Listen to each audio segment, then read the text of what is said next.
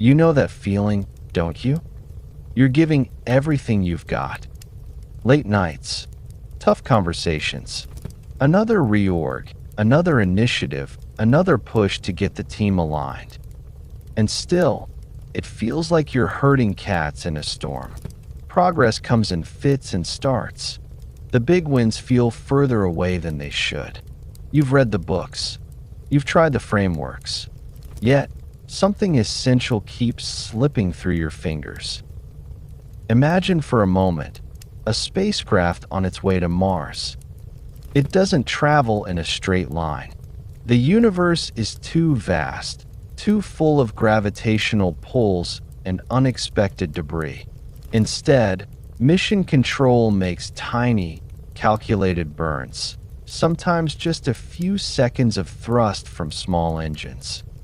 These aren't dramatic course corrections. They're precise. They're timed. And because they're applied with understanding of the physics at play, the spacecraft arrives exactly where it needs to be millions of miles later. No wasted fuel.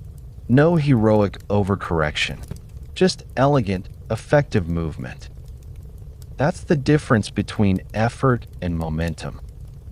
Most leadership advice treats success like a list of personal traits you need to acquire or tactics you need to deploy. Be more visionary. Communicate better. Build trust. These aren't wrong, but they're incomplete. They leave you managing symptoms instead of understanding the system.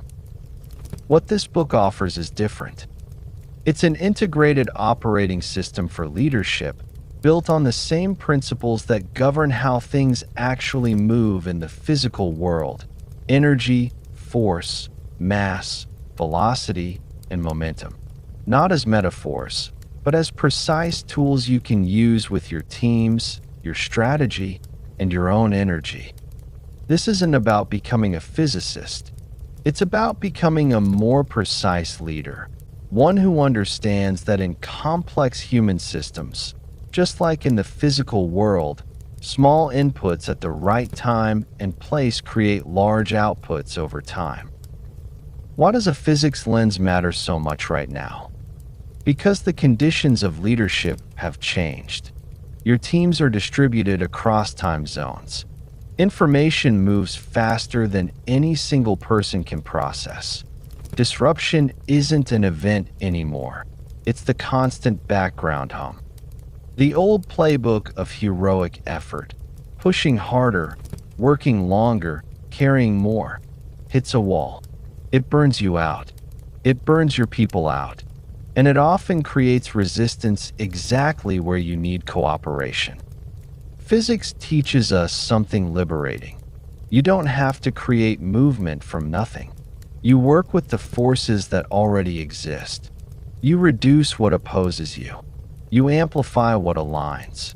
You apply the right force in the right direction for the right duration. And momentum does the heavy lifting. Consider what momentum actually is. In simple terms, it's the product of mass and velocity. Mass is the weight of something. How much stuff is involved?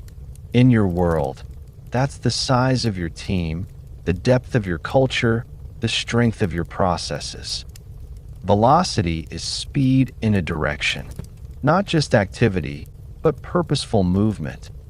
When you multiply the two, you get something powerful. An object in motion tends to stay in motion. A team that has momentum doesn't need you to micromanage every step. They carry forward. They recover faster from setbacks. They attract the right talent and opportunities, almost as if by gravity. That's why some leaders seem to get more done with less visible effort. They've built teams with both mass and velocity. The physics is working for them. But here's the catch and the opportunity. Momentum doesn't appear by accident. It has to be built, and it can be lost to friction, to misaligned forces, to inertia that keeps everyone doing what they've always done, even when the world has moved on. That's where the practice of moving with force and leading with ease comes in, not as a slogan, but as a daily discipline. Moving with force means you stop scattering your energy across 100 priorities. You identify the few places where applied effort will create disproportionate results. Leading with ease means you design systems, conversations, and rhythms that let momentum do what it does best, carry the load, so you can focus on steering instead of pushing.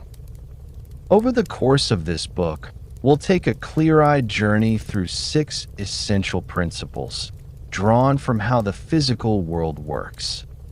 We'll begin with inertia, why organizations and people resist change, even when they say they want it, and how to work with that resistance instead of against it. Then we'll explore the nature of force itself, not brute strength, but the kind of leadership pressure that actually accelerates progress without creating backlash. From there, we'll look at velocity, how to get everyone moving in the same direction with clarity and trust, so speed actually serves the mission. We'll see how momentum, once created, can be transferred across a team or an entire organization, turning individual wins into collective propulsion. We'll examine energy, where it comes from, how it's depleted by friction and drama, and how to protect and renew it. And finally, we'll arrive at something most leadership books never reach: the art of dynamic balance, where force and ease stop being opposites and become partners in sustained success. You won't find 10 new habits here. You won't find another framework to layer on top of everything else you're already doing. What you will find is a way of seeing your leadership challenges that makes many of them simpler and more solvable than they appear. Because once you understand the physics of human systems, you stop treating every problem as a motivation issue or a strategy issue. You start seeing it as a force, mass, or friction issue, and the solutions become clearer, lighter, and far more effective. As we begin, I want you to bring your real leadership life into this conversation. The team that's moving, but in the wrong direction. The initiative that's stuck despite everyone's best efforts. The exhaustion that comes from feeling responsible for everything. These aren't failures of character. They're often failures of physics, misapplied force, unaddressed inertia, unmeasured friction. Here's the question I want you to carry with you. Where in your leadership right now are you pushing against resistance that could be redirected instead? Where might a small, precise adjustment create more movement than another big effort? The momentum you seek isn't something you have to force into existence through sheer will. It's already present in the people you lead, in the work you do, in the direction you're already traveling. Your task is to understand it, align with it, and amplify it with wisdom. Chapter 1: Breaking Free from Inertia, the Unstoppable Force of Initiating Change. You felt it. You roll a ball across a smooth floor, and it keeps moving until something stops it. But when the ball sits completely still, it stays there until you apply a push. That simple truth is Newton's first law of motion. An object at rest remains at rest. An object in motion remains in motion in a straight line, unless acted upon by an unbalanced force. The universe doesn't reward good intentions. It responds to net force in one direction. Your team, your culture, and even your own leadership habits follow the same law. They keep doing what they're already doing, until something strong enough and directed enough breaks the stillness. Not because people are difficult, because that is the default state of any system when no unbalanced force is present. You've seen this in your own organization. Everyone nods in the strategy meeting. Everyone says the market is changing. Then the next quarter looks almost identical to the last. That isn't resistance for its own sake. It is inertia doing exactly what inertia does. Why is starting new motion so hard? Part of it is comfort. The current way of working, even when imperfect, is known. It feels safe. Another part is fear. New motion carries the risk of failure, of looking foolish, of losing status or budget that was tied to the old way. There are sunk costs whispering that the years already invested would be wasted if you pivoted now. And beneath all of it sits the most powerful story of all. This is how we've always done it here. That sentence is not laziness. It is the cultural expression of static friction, the extra force required to break something loose from its resting state. In physics, the force needed to start an object moving is almost always greater than the force required to keep it moving once it has begun. The same is true in leadership. The initial push to overcome organizational static friction takes disproportionate energy. Once motion exists, far less effort is needed to sustain direction. Most change efforts fail not because the vision was wrong, but because the first unbalanced force was never strong enough or precise enough to break the stillness. Effective leaders understand this. They stop trying to move the entire organization at once. Instead, they look for the smallest action that can create net force in a new direction. That force often looks surprisingly modest from the outside. It might be psychological safety created in one recurring meeting, so people can name friction without penalty. It might be one quick win celebrated publicly, so the team sees evidence that motion is possible. It might be a single, well-told story that reconnects daily work to a larger purpose. Or it might be focused pressure applied at a true leverage point. One process, one metric, one relationship, rather than a broad program that diffuses energy everywhere. Consider what Satya Nadella did when he became CEO of Microsoft in 2014.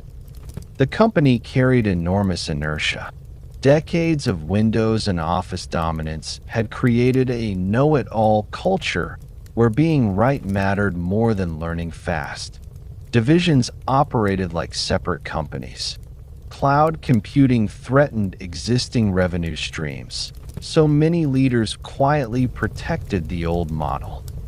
Nadella did not begin with a massive reorganization or a dramatic vision speech. He began with small, precise, unbalanced forces. He sent a company-wide email sharing his personal story and inviting empathy as a leadership trait. He changed the language inside performance reviews from rockstar individual achievement to growth and collaboration. He modeled curiosity in meetings by asking questions instead of supplying answers. He gave explicit permission for teams to experiment with Azure, even when it competed with existing products. These were not large programs. They were consistent, visible signals applied at leverage points of culture and leadership behavior. Over time, the motion built. Microsoft shifted from a company many believed was in decline to one leading in cloud and artificial intelligence. The initial force was smaller than most people expected. Its precision is what made it effective. Contrast that with what happened at Kodak.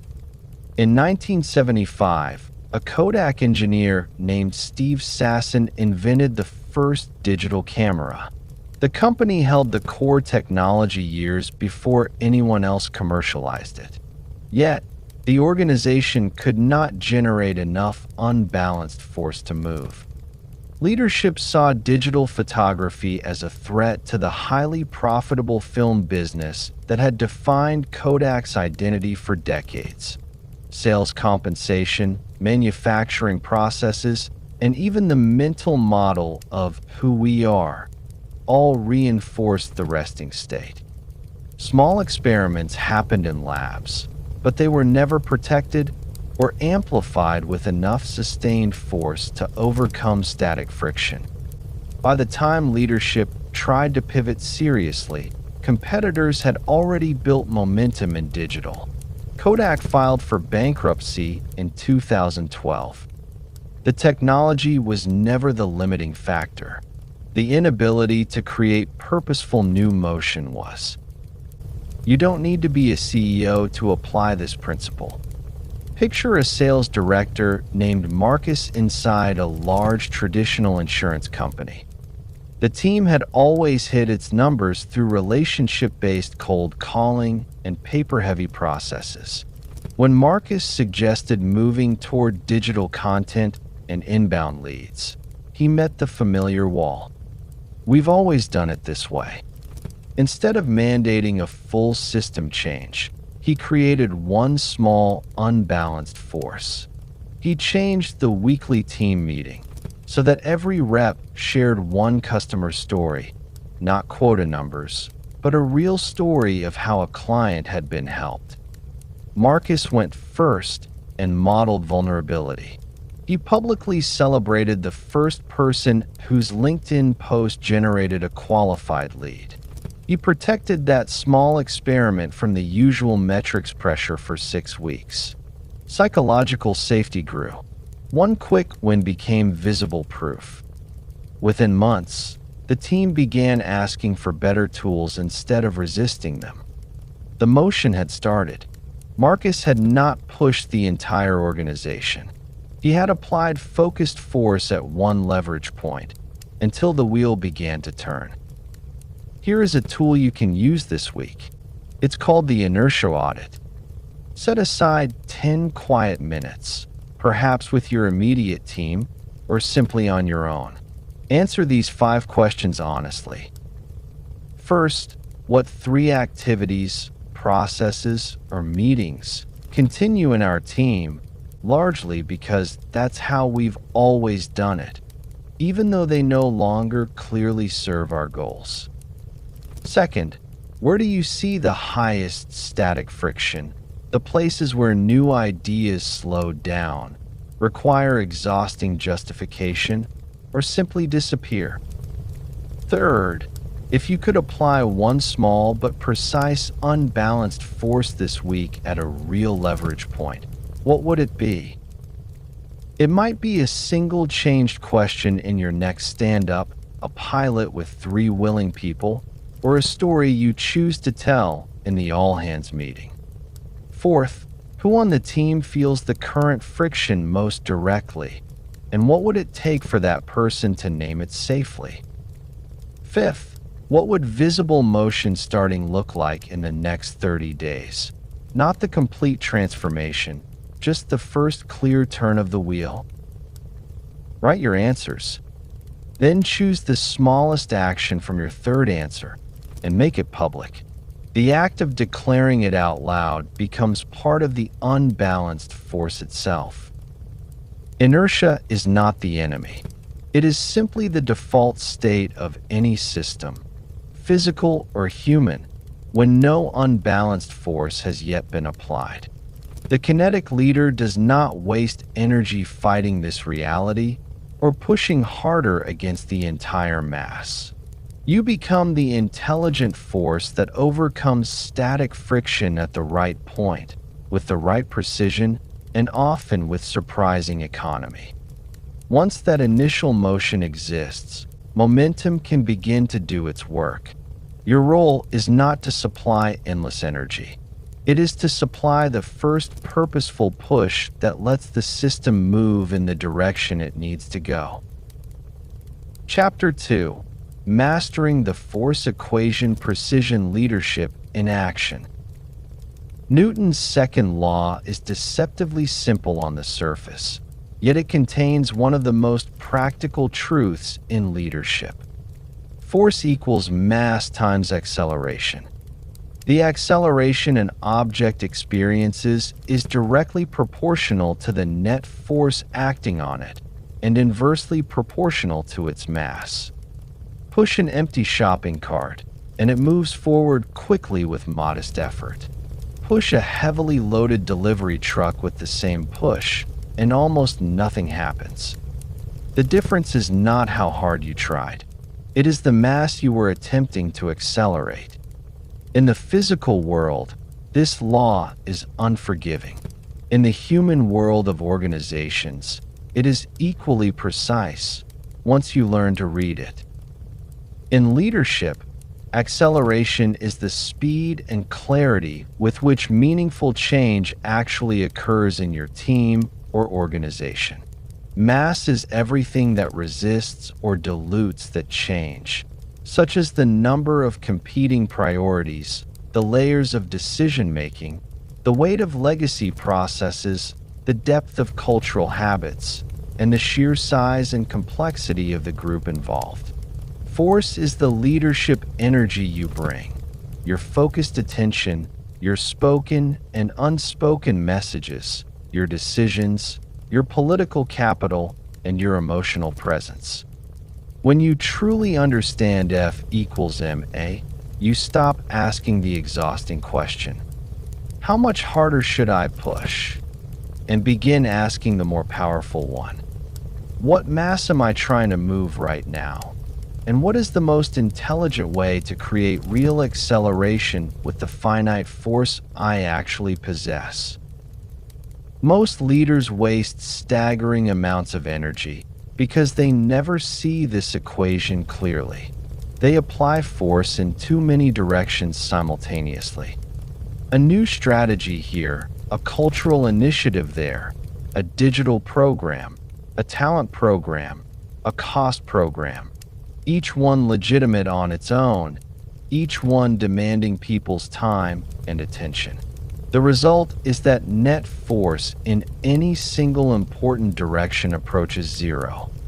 They apply the wrong magnitude of force, pouring enormous effort into low-leverage activities, while underinvesting in the few places where focused force would create visible movement. Or they maintain constant high force, treating leadership as a permanent state of maximum output. They are always available, always responding, always driving. The system does not accelerate. It simply wears everyone down. Activity becomes a substitute for progress. Dashboards fill with green and red indicators. Everyone feels busy. Yet, the needle on the outcomes that matter most moves slowly, if at all. You have a finite force budget, whether you acknowledge it or not. Your attention is limited. Your political capital is limited. Your emotional energy is limited.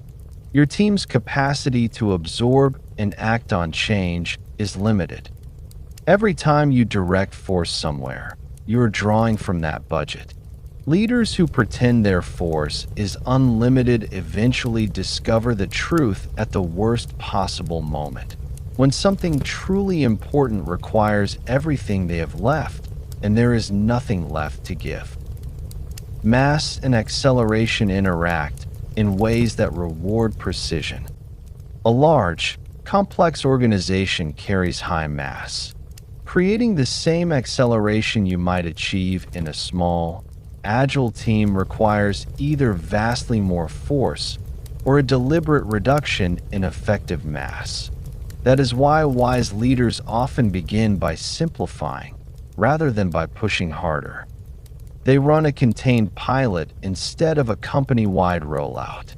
They change the rhythm of one critical meeting instead of redesigning every process. They reduce the number of priorities from 12 to 3 so that real force can land somewhere. Timing is part of the equation too. Sometimes the most powerful application of force comes after Inertia has already been loosened through the methods we explored in the previous chapter. Static friction has decreased. Old patterns have been disturbed. Now a smaller, well-placed push produces greater acceleration than the same effort would have achieved earlier. Consider what Steve Jobs did when he returned to Apple in 1997. The company was drowning in mass. Dozens of products, conflicting projects, bloated operations, and a diffused sense of identity. Jobs made a radical decision. He reduced mass first, and dramatically. He eliminated most of the products Apple was making. He told his team they would only do a few things, and they would do them exceptionally well. He concentrated the remaining force on design, user experience, and a handful of devices that would carry the company forward. The acceleration that followed was extraordinary. Apple moved from the edge of bankruptcy to becoming the most valuable company in the world. Jobs did not achieve this by pushing harder on everything. He achieved it by removing what was diluting force and directing what remained with precision. That is the difference between volume of effort and intelligent application of force. Now consider the more common pattern. A leader we'll call Elena took over a struggling division inside a large global company. She brought genuine energy and a sincere desire to improve results. She launched a comprehensive transformation effort that included work streams for culture change, digital modernization, operational excellence, talent development, and customer experience. She personally sponsored several of them. She attended steering meetings, sent frequent communications, and made herself available for every difficult conversation. The force she applied was sincere and substantial, but it was scattered across too many fronts and directed against very high organizational mass. People experienced initiative overload. Decisions slowed because every workstream felt equally urgent. Middle managers grew exhausted trying to support everything. 2 years later, measurable performance had improved only at the margins, and Elena herself was depleted. She had led with volume instead of precision. She had tried to create acceleration by increasing the total amount of push, rather than by managing mass and focus. The difference between these two approaches is leverage. When you reduce mass or apply force at a genuine leverage point, you generate more acceleration per unit of effort. When you increase complexity or scatter force, you generate very little acceleration, no matter how hard you push. This is what it means to move with force and lead with ease. You stop trying to serve as the unlimited engine of acceleration through heroic personal output. You become someone who understands the equation and deliberately designs conditions in which the right amount of force, applied intelligently, creates disproportionate movement. Here is a practical tool you can use immediately. It is called the precision force map. The next time you are leading any significant change, take 15 minutes and work through these questions, ideally on paper, and ideally with the small group of people who will actually have to deliver the results. What is the actual mass I am trying to accelerate right now? Be specific. Name the number of people involved, the layers of approval, the competing priorities, the depth of existing habits, and any processes that currently slow things down. What level of acceleration do we genuinely need, and by when? Distinguish between what would be impressive and what is truly required. Not every change demands maximum speed. Where can I reduce mass before, or instead of applying more force? Look for priorities you can cut, processes you can simplify, decision rights you can push lower, or a contained pilot you can run with a willing subgroup? Where is the single highest leverage point for the force I will apply? It might be one recurring meeting, one key metric, one relationship, one story that needs consistent telling, or one behavior you will model and visibly reward. How will I protect my finite force budget while doing this work? What will I deliberately stop paying attention to, at least for now, so I have the attention and energy required for the places that will actually move the needle? Once you have answered these questions, choose the smallest concrete action that either reduces mass or applies focused force at leverage. Make that action visible to the people it affects. Track what happens to real acceleration over the next 30 days. Adjust as you learn. When you lead from this understanding, something important shifts in you and in the people around you. You still apply force. You still care intensely about outcomes, but the force becomes intelligent rather than exhausting. You create meaningful acceleration without having to operate at maximum personal output every single day. The people around you begin to experience momentum instead of constant pressure, and you discover that the most sustainable form of leadership is not about how much you can carry on your own shoulders. It is about how precisely you can direct the force you have been given. The kinetic principle of this chapter is clear. Leadership acceleration follows the same fundamental relationship that governs motion in the physical world. By understanding the mass you are attempting to move and the acceleration you actually require, and by respecting the real limits of your attention, energy, and political capital, you stop dissipating force through scattered effort or constant heroic pushing. You apply targeted, leveraged force that produces genuine motion. The kinetic leader consistently chooses precision over volume and leverage over brute effort. That is how lasting acceleration is created without burning out the leader or the led. Chapter 3: Building Exponential Mass. How aligned teams create unstoppable momentum. Momentum in physics is elegantly simple. It is the product of mass and velocity. A heavy object moving slowly can carry enormous momentum. A lighter object moving quickly can carry just as much. But when mass and velocity work together in the same direction, something remarkable happens. The effects compound. In the physical world, this is why a flywheel, once spinning, stores energy and keeps turning with far less input than was required to start it. In human systems, the same principle operates with even greater power, because aligned human mass does not merely add up. It multiplies.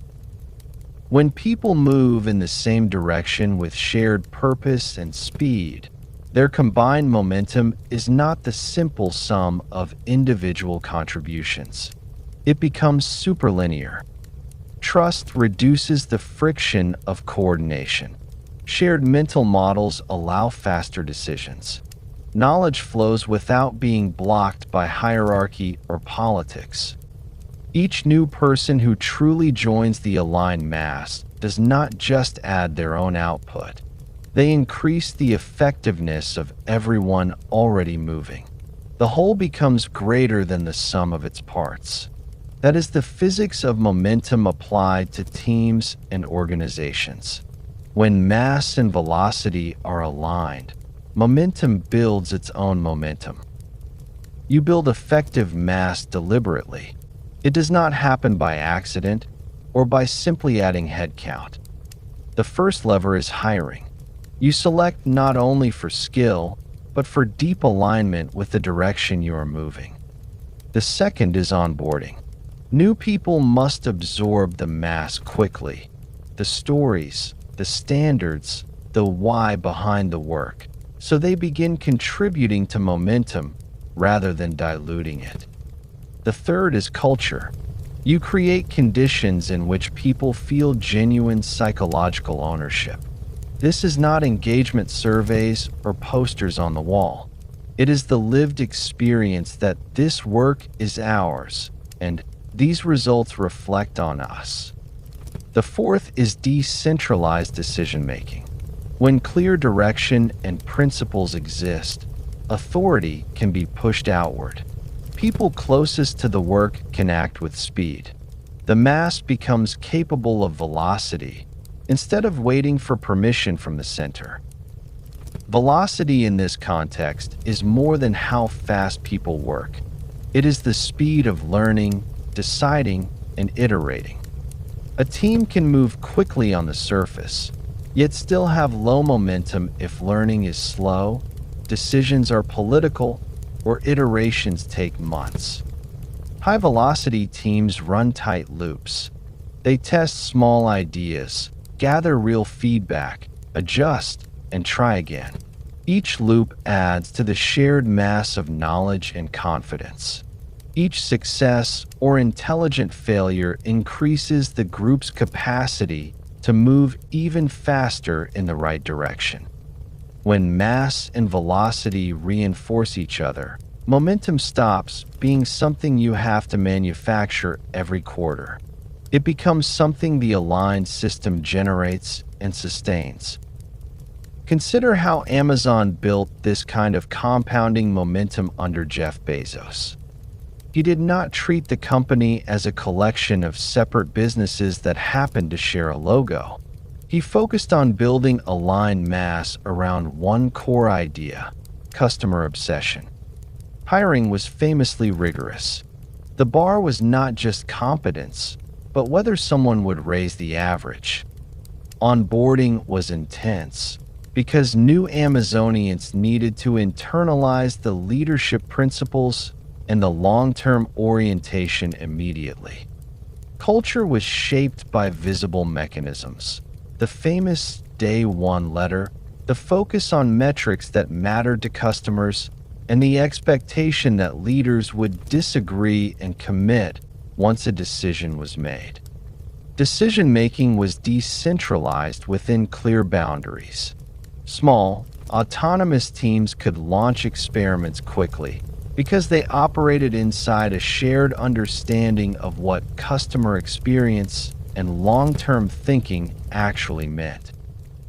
The result was a flywheel that gained mass and velocity with each turn. More customers attracted more third-party sellers.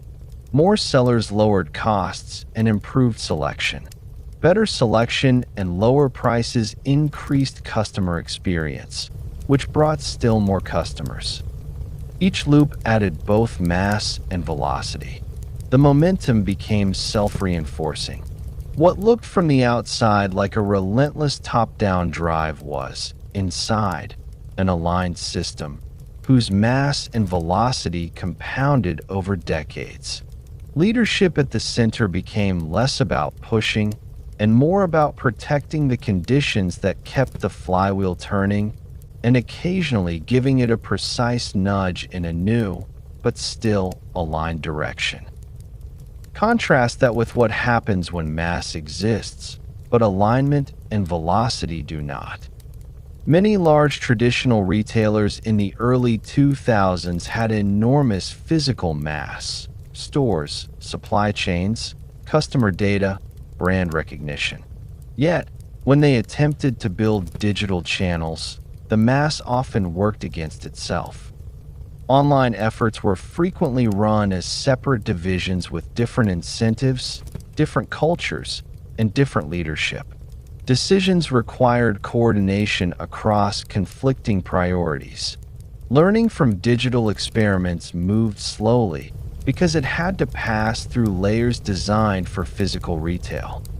The existing mass created drag rather than propulsion. Momentum did not compound. In many cases, it fractured.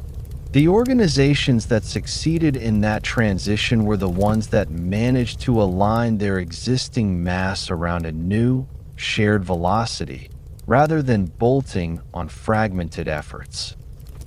When mass and velocity are genuinely aligned, something profound shifts in the experience of leadership. You still apply force when it is needed. You still make hard calls, but the work begins to feel less like constant pushing and more like steering something that is already powerfully in motion. Small, well-timed interventions from you now produce larger effects because the aligned mass amplifies them. You spend less energy overcoming internal resistance and more energy sensing where the momentum wants to go next and making sure it stays true to its direction. This is the practical meaning of moving with force while leading with ease. The force is real, but it is no longer carried entirely by your personal effort. It is carried by the aligned mass you have helped build and the velocity you help maintain. You can begin strengthening this in your own team or organization with a few focused questions. Where is our current mass misaligned? Different parts of the team pulling in directions that cancel one another? What would it look like to raise the hiring bar specifically around direction and ownership rather than only around individual achievement? How quickly do new people absorb our real culture and decision rights? Or do they spend months figuring out the unwritten rules? Where are decisions still centralized in ways that slow our collective velocity of learning and iterating? Which small experiments could we run this month that would add both shared knowledge and confidence to the mass we already have? When you treat momentum as the product of aligned mass and purposeful velocity, your role changes. You become less the primary engine and more the person responsible for the conditions under which that product grows. You protect the alignment. You accelerate the loops of learning and deciding. You remove what fragments the mass or slows the velocity. And over time, you discover that the momentum you once had to push into existence is now something you guide, sometimes with a light hand, sometimes with a firm correction, but rarely with the exhausting effort of starting from stillness again. The kinetic principle of this chapter is this. In human systems, momentum is the product of effective mass and purposeful velocity. When leaders deliberately build aligned mass through hiring, onboarding, ownership, and decentralized authority, while accelerating the speed of learning, deciding, and iterating, momentum compounds rather than merely accumulates. The kinetic leader's central work shifts from constant pushing to intelligent steering of growing force. That is how aligned teams create unstoppable momentum, and how you move with force while leading with ease. Chapter 4. Setting your leadership vector, direction, purpose, and strategic velocity. A powerful engine pointed in the wrong direction will take you farther from your destination with every rotation. Speed without direction is simply expensive motion. In physics, momentum is not just magnitude. It is a vector. It has both size and direction. Two forces of equal strength applied in opposite directions cancel each other completely. The net momentum is zero, even though enormous energy was expended. The same principle governs human systems with ruthless clarity. You have seen teams that work incredibly hard, yet make little collective progress. Different departments optimize for their own metrics. Sales chases short-term revenue, while product builds for long-term platform health.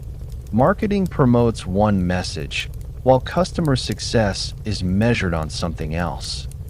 Everyone is busy. Activity is high. Yet, the net vector of the organization points nowhere in particular, or worse, slightly backward. Internal cancellation is silent but costly. Momentum dissipates into politics, duplicated effort, and quiet frustration.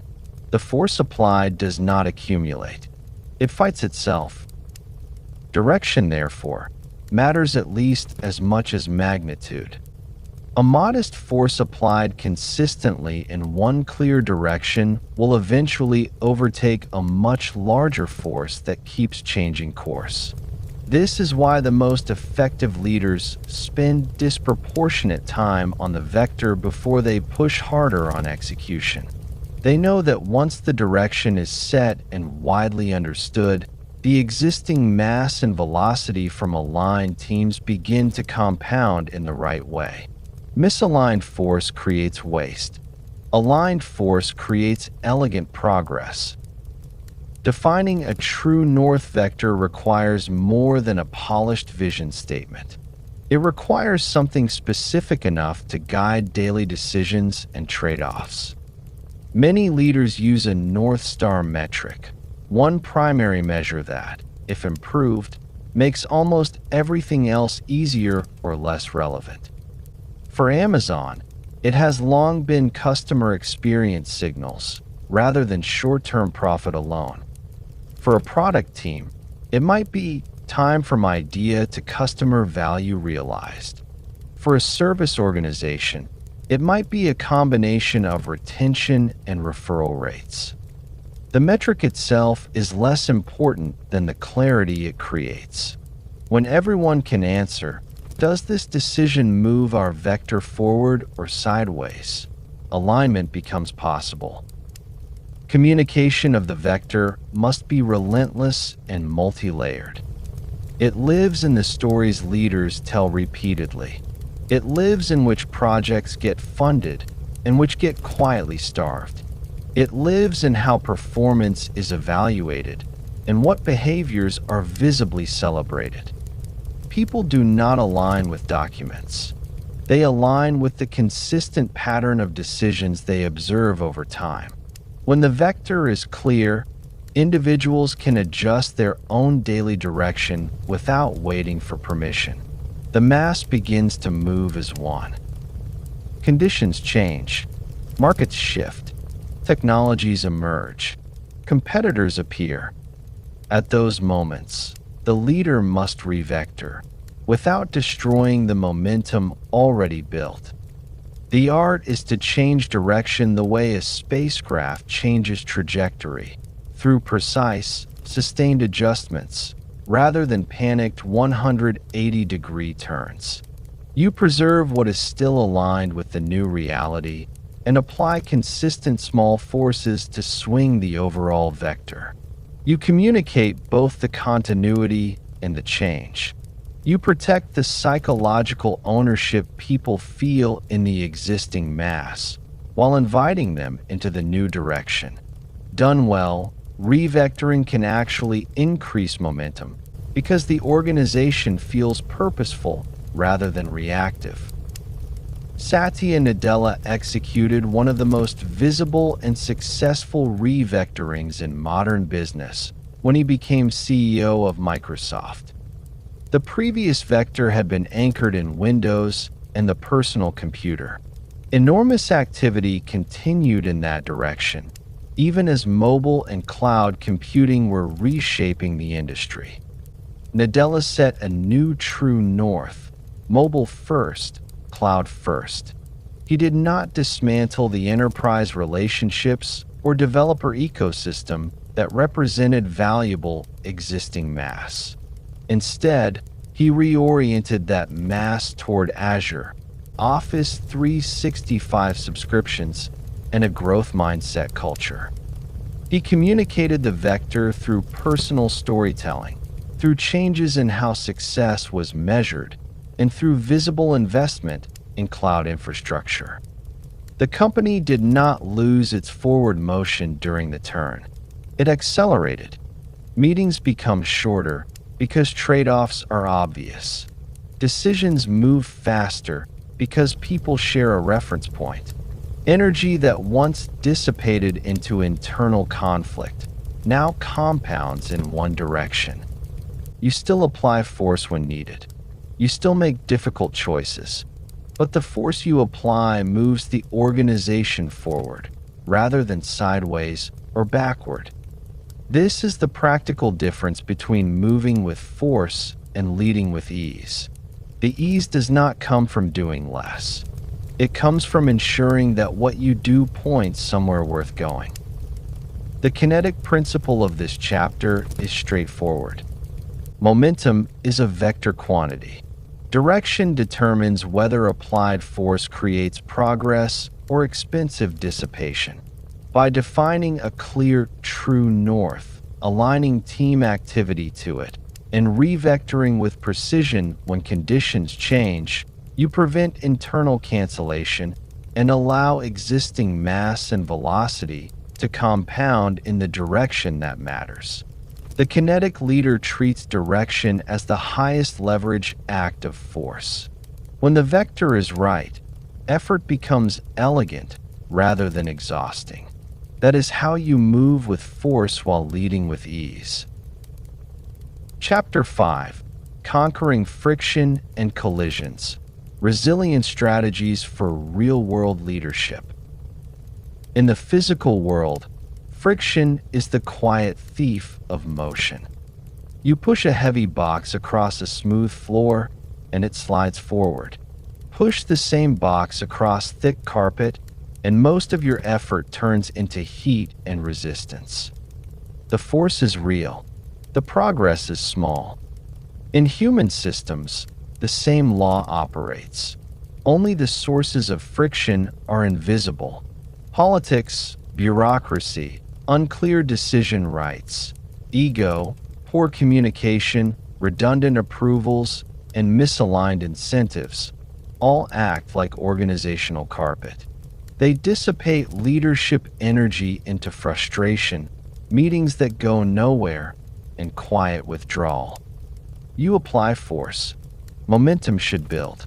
Instead, much of it converts into organizational heat, the low-grade exhaustion that comes from fighting the system rather than moving through it. Collisions are different, but equally powerful. In physics, when two objects collide, the outcome depends on elasticity.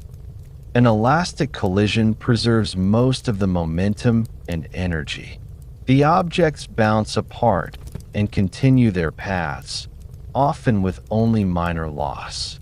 An inelastic collision absorbs energy into deformation and damage. Momentum is lost. In leadership, collisions happen constantly. Internal ones appear as priority conflicts, personality clashes, or resource battles between teams. External ones arrive as market shifts, product failures, competitive moves, or sudden crises. The leader's response determines whether the collision destroys momentum or redirects it. Some leaders absorb shocks destructively. Blame spreads. Trust fractures. People retreat into silos to protect themselves. Momentum stalls or reverses. Others respond elastically. They acknowledge the impact, extract the learning quickly, protect psychological safety, and use the collision to strengthen the system. The organization bounces forward with more wisdom and often greater cohesion than before. You lower the friction coefficient in your team or organization through deliberate, repeatable actions. Trust is the first and most powerful reducer. When people believe their colleagues and leaders have good intentions, they spend less energy on self-protection and more on the work. Psychological safety comes next. People must be able to surface problems, challenge ideas, and admit mistakes without fear of humiliation or career damage. Clear decision rights dramatically cut friction. When everyone knows who can decide what and how input will be gathered, endless consensus seeking and escalation disappear. Streamlined processes help too. Removing unnecessary steps, shortening feedback loops, and eliminating meetings that exist only because they have always existed frees energy for actual motion. These are not soft cultural interventions. They are high-leverage force applications. Every unit of friction you remove means more of the force you apply actually produces acceleration rather than heat. Consider how Reed Hastings and Patty McCord built the culture at Netflix. They deliberately lowered organizational friction by replacing rules with context. Instead of detailed vacation policies, expense policies, and approval chains, they gave people clear information about the company's goals and trusted them to act in the company's best interest. They removed the drag of bureaucracy so that talented individuals could move fast. Decision rights were pushed outward. Feedback was candid and frequent because psychological safety had been established through consistent leadership behavior. The result was an environment where momentum could build quickly around new content strategies and the shift to streaming. When collisions occurred, like a major content bet that underperformed, the organization absorbed the shock elastically. They discussed what happened openly, adjusted, and kept moving. The low-friction culture turned potential momentum killers into data points that strengthened future decisions. You can create similar conditions with a simple, practical framework called the Friction and Collision Protocol. Use it as both a diagnostic and a response tool. It has 4 repeating habits. First, run a weekly friction scan with your immediate team. Ask one focused question. What slowed us down or created unnecessary resistance this week? Capture the answers without blame. Look for patterns in processes, unclear ownership, or communication gaps. Name the friction publicly so it stops being invisible. Second, clarify decision rights on the 3 to 5 most important recurring decisions your team faces. For each one, document who has final authority, who must be consulted, and who needs to be informed. Publish it. When people know the rules of engagement, political friction drops sharply. Third, practice elastic collision habits in real time. When conflict or a setback surfaces, pause the conversation and ask 2 questions out loud. What is the impact we just felt? And what would an elastic response look like here? The first names the collision without accusation. The second shifts the group from defense or blame into problem solving and learning. Over time, this becomes a cultural reflex. Fourth, protect and reinforce psychological safety through visible leadership behavior. Go last in discussions, so others speak first. Publicly thank people who raise difficult issues or admit mistakes. When a collision happens, explicitly separate the person from the outcome. We made a bet that didn't work. That does not make us failures. It makes us smarter for the next one. These habits compound. Each unit of friction removed increases the effectiveness of every other leadership action you take.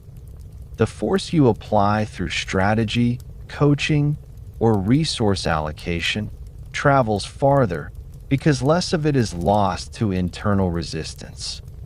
Collisions still occur. They always will in complex environments, but they no longer fracture the system. They become opportunities to strengthen alignment and velocity. Reducing friction is one of the highest leverage moves available to any leader, precisely because it multiplies everything else. You do not need to push harder when the surface you are pushing against becomes smoother. You do not need to absorb every shock with your own body when the organization has learned to bounce. This is how you move with force while leading with ease. The force remains real and sometimes intense. The ease comes from removing what opposes motion, so that aligned effort can finally do its work without constant heroic compensation. The kinetic principle of this chapter is this: friction silently steals momentum by converting leadership energy into organizational heat. Collisions test whether that momentum survives impact. By deliberately lowering the friction coefficient through trust, psychological safety, and clear decision rights, and by training yourself and your teams to respond to collisions elastically rather than destructively, you preserve and amplify the momentum you have built. The kinetic leader treats friction reduction as strategic force rather than soft culture work. When the path is clearer and the system is more resilient, you can apply your energy where it matters most, and you can do so with less exhaustion and greater precision. That is how real-world leadership sustains motion over time. Chapter 6: Conserving and Renewing Kinetic Energy. Sustainable high performance for leaders. In thermodynamics, the first law states that energy cannot be created or destroyed, only transformed. The second law tells us that in any closed system left to itself, entropy, that is, disorder and the loss of useful energy, tends to increase. Applied to leadership, these laws are not abstract. Your personal energy is finite. You can transform rest into focus, relationships into resilience, and purpose into persistence. But you cannot manufacture more of it from nothing. When you operate as if your energy is unlimited, entropy does its quiet work. Decision quality erodes. Emotional reserves deplete. The very momentum you worked so hard to build begins to dissipate into burnout, cynicism, and declining returns. Constant output without intelligent renewal does not demonstrate strength. It guarantees eventual disorder. You have probably felt the early signs. The meetings that once energized you now drain you. The strategic thinking that used to flow freely requires more coffee and more willpower. You catch yourself reacting rather than leading. These are not character flaws. They are physics. Human systems, like physical ones, lose usable energy when there is no deliberate input of renewal. The leaders who sustain high performance over decades are not the ones who push hardest.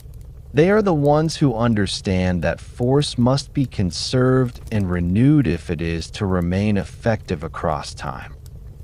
Delegation, automation, coaching, and self-sustaining systems are the practical force multipliers that conserve your finite energy.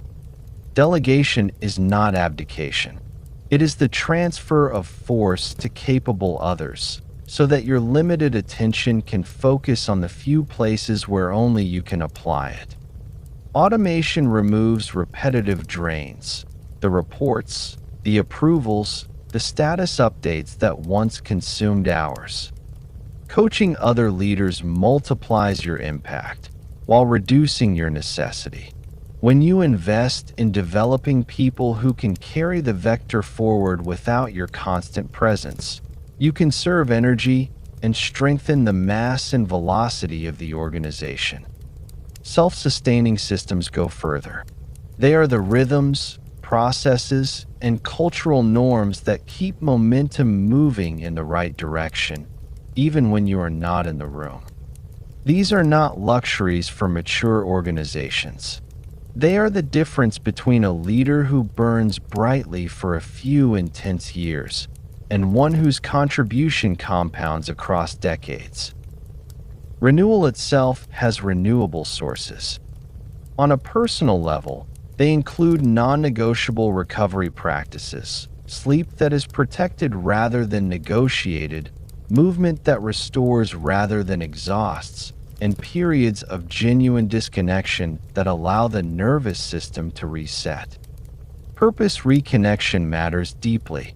When you regularly return to why the work matters beyond the next quarter or the next promotion, you replenish the emotional energy that metrics alone cannot provide. Boundaries are a form of renewal.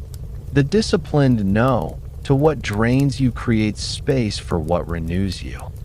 Meaningful relationships, both inside and outside work, act as energy reservoirs. Leaders who maintain a small number of honest relationships where they can be fully human rather than perpetually on recover faster from collisions and setbacks. Organizations can create cultures that renew collective energy rather than extract it. This happens when recovery is modeled from the top, when psychological safety allows people to name depletion without fear, and when systems reward sustainable contribution rather than heroic overwork. The cultures that sustain momentum are those that treat energy as a strategic asset rather than an unlimited resource to be spent. Consider two contrasting paths. One leader we will call Marcus rose quickly through a large technology company. He was known for his intensity, his willingness to take on any challenge, and his personal force. Early results were impressive. Teams moved when he entered the room. Transformations accelerated under his watch. But he never built the systems or the leadership bench that could carry momentum without him. He delegated tasks, but not true ownership. He automated some processes, but remained the central node for most important decisions. He worked longer hours as the organization grew, believing that more output would solve the increasing complexity. Within 6 years, he had delivered significant results, and he was exhausted, disconnected from his family, and quietly wondering how much longer he could sustain the pace. Entropy had arrived. The organization had grown dependent on his personal energy rather than on self-sustaining momentum. Contrast that with a leader named Annika, who faced a similar scale of responsibility but made different choices earlier. She treated delegation as leadership development rather than workload relief. She invested time in coaching 2 or 3 rising leaders until they could own entire domains with clarity and confidence. She built simple but powerful rhythms, a weekly vector check, a friction scan, and a decision rights map that kept the organization aligned and moving even during her absences. She protected personal renewal as rigorously as she protected strategic priorities. Sleep, exercise, and quarterly periods of deeper reflection were non-negotiable. When external collisions arrived, the organization absorbed them more elastically because the culture had been designed to renew rather than merely endure. Her force did not diminish over time. It became more precise. The momentum she helped create continued to build, even as her personal involvement evolved. You can begin building this sustainability with one clear system, the energy conservation cycle. It has 4 repeating steps you can practice personally and with your team. First, conduct a quarterly energy audit. Ask yourself and your key people, where is our energy being spent? What activities or dynamics are creating the highest friction or depletion? What would happen if we stopped or delegated the top 3 drains? Be honest. Entropy hides in the activities we no longer question. Second, deliberately multiply force through others. Identify 2 or 3 people whose growth would most conserve your energy over the next year. Invest focused coaching time in them. Give them real ownership, not just tasks. Measure your success partly by how well they can operate without you. Third, install, or strengthen one's self-sustaining rhythm. It might be the vector alignment practice from earlier in this book, the friction scan, or a simple after-action review after every significant collision or project. The goal is to create motion that continues with less central input. Fourth, protect and schedule personal renewal as a leadership discipline. Block recovery time before it disappears. Reconnect regularly with the deeper purpose that first drew you to this work. Maintain the relationships that remind you who you are beyond your role.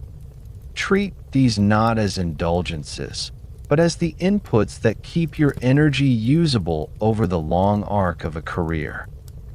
When you master the conservation and renewal of kinetic energy, leadership changes character. You still move with force when force is required. You still accept responsibility for direction and momentum, but you no longer carry the entire system on your personal output.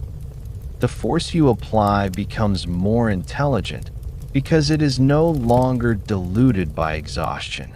The ease you experience is not the absence of challenge. It is the presence of systems, people, and rhythms that allow purposeful motion to continue without requiring your constant heroic intervention. This is how sustainable high performance actually works.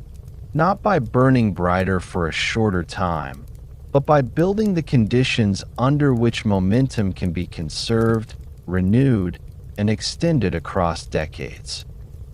The kinetic principle that closes this book is both practical and profound. Leadership energy is finite. Without deliberate conservation and renewal, entropy will eventually erode even the strongest momentum. By treating delegation, coaching, automation, and self-sustaining systems as strategic acts of force multiplication, and by actively renewing your own energy through recovery, purpose, boundaries, and relationships, you create the conditions for long-term contribution rather than short-term brilliance followed by depletion. The kinetic leader does not aim to push harder forever. The kinetic leader builds the conditions under which purposeful motion can continue with intelligence and grace, long after any single season of personal effort. That is how you move with force while leading with ease, not by exhausting yourself in the service of momentum, but by becoming someone whose presence and systems allow momentum to serve the people and purposes that matter most. Conclusion. You have traveled through the hidden physics of leadership, not as separate tactics to memorize, but as one integrated way of seeing how human systems actually move. Inertia taught you that organizations and people tend to keep doing what they are already doing until an unbalanced force appears.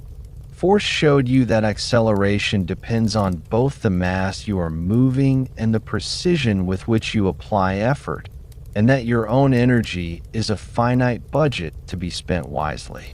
Momentum revealed that when aligned mass and purposeful velocity multiply, results compound far beyond simple addition. Vectors reminded you that direction is not optional. Without a clear true north, even powerful activity cancels itself out. Friction and collisions expose the silent forces that dissipate energy and the difference between absorbing shocks destructively and bouncing forward stronger. Energy conservation made clear that without deliberate renewal, even the strongest momentum eventually succumbs to entropy. Taken together, these principles form a single mental model. You stop treating leadership challenges as isolated problems of motivation, strategy, or personality.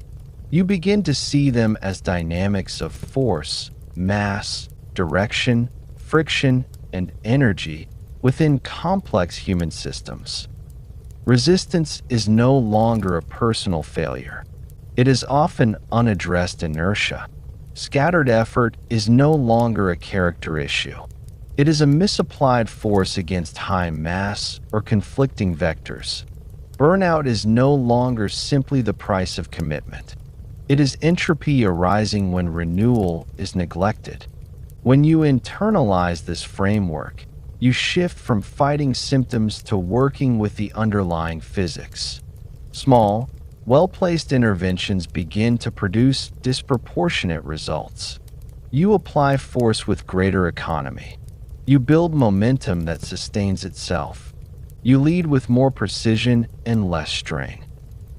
This is the heart of moving with force while leading with ease. The force remains real. The responsibility remains yours. Yet, the effort no longer has to be carried entirely by your personal output. Aligned mass, clear direction, reduced friction, and renewed energy do much of the work for you. What once felt like pushing against an immovable system begins to feel like steering something already in motion. In the coming week, I invite you to run one small momentum experiment. Choose any single principle from this book and apply it deliberately in one real situation. Perhaps you will conduct a brief inertia audit on a stuck initiative. Perhaps you will clarify decision rights for one recurring choice. Perhaps you will protect a single block of renewal time or run a friction scan with your team. Keep it small. Notice what changes. The point is not perfection. It is to let the physics become visible in your own leadership life. The true legacy of the kinetic leader is not the force you exert while you are present. It is the motion you set in motion that continues and compounds long after you have stepped back. Teams that once waited for your direction now move with shared clarity. Systems you helped shape keep generating results without your constant intervention. People you coached carry the vector forward with their own growing strength. The small, precise adjustments you made, the initial unbalanced force, the aligned mass you nurtured, the friction you reduced, the energy you helped renew, keep shaping outcomes years later, the way a spacecraft's early trajectory corrections determine its arrival at a distant planet long after the thrusters have gone quiet. You do not have to lead forever for your leadership to last.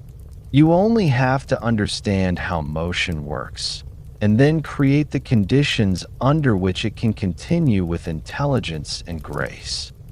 That is the quiet power of kinetic momentum. That is how you move with force while leading with ease. And that is the legacy available to any leader willing to work with the physics rather than against them.